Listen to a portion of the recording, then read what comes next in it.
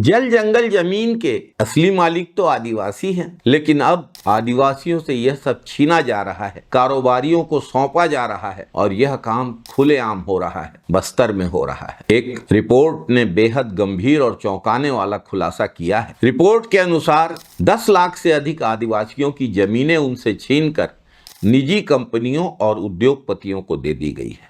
आज इस गंभीर मुद्दे पर बात करेंगे।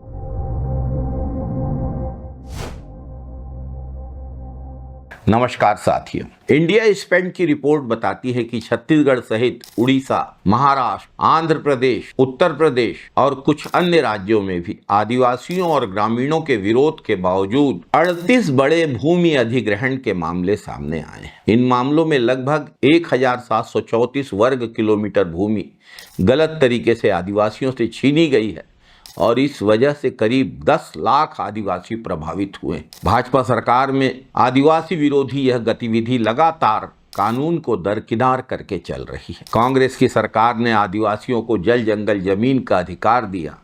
वन अधिकार अधिनियम 2006 और 2009 के सर्कुलर के अनुसार किसी भी वन्य भूमि पर उद्योग स्थापित करने के पहले संबंधित ग्राम सभा के कम से कम 50% लोगों की सहमति अनिवार्य है। लेकिन भाजपा सरकार में कानून को नजरअंदाज नहीं किया गया तो क्या किया गया? फर्जी ग्राम सभाएं, फर्जी जन सुनवाई करके आदिवासियों की जमीनें लूटी जा रही हैं, उद्योगपतियों को दी जा रही हैं।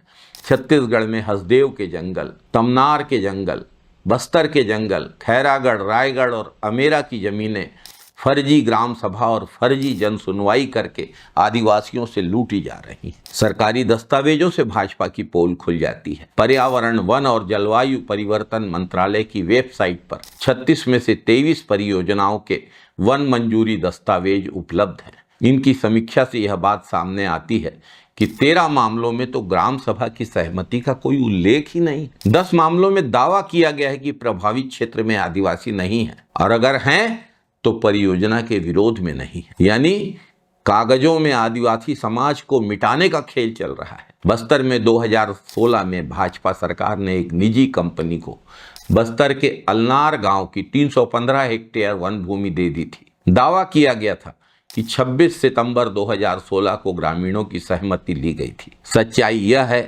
कि न ग्राम सभा की सहमति ली गई, न ग्रामीणों की राय पूछी गई। 2017 में तो ग्राम पंचायत ने इस परियोजना के खिलाफ प्रस्ताव पारित किया। 2024 में भी ग्रामीणों ने विरोध प्रदर्शन किया। कागजों में फर्जी सहमति दिखाने का खेल चल रहा है ताकि आदिवासियों को उनके जल जंगल जमीन के अधिकार से वंचित किया जा सके। सरकारी कागजों में झूठ लिखा गया। भाजपा सरकार से सीधा सवाल, क्या आदिवासियों की जमीनों पर अब कारोबारियों का अधिकार हो चुका है? क्या ग्राम सभा सिर्फ दिखावे की चीज बन गई है? क्या विकास का मतलब आदिवासियों को बेघर करना ही रह गया है? भाजपा सरकार को इन सवालों का जवाब देना चाहिए। आज देश में यदि विकास के नाम पर आदिवासियों को उजाड़ा जा रहा है, जंगलों को नष्ट किया जा रहा है, जल जंगल जमीन के अधिकार आदिवासियों से छीने जा रहे हैं और लाभ चंद चहेते उद्योगपतियों को दिया जा रहा है, तो यह विकास नहीं है, यह आदिवासियों का विनाश है। इस आदिवासी विरोधी नीति के लिए भाजपा की सरकारें